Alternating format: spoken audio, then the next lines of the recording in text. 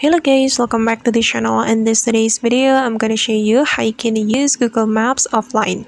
Okay, first of all, let's just open our Google Maps application on our phone. Then if you want to use the Google Maps offline, at first you should have internet connection to download the Google Maps. So you can click on your profile button right here. Okay, tap on the profile button. Then you're going to tap on offline maps.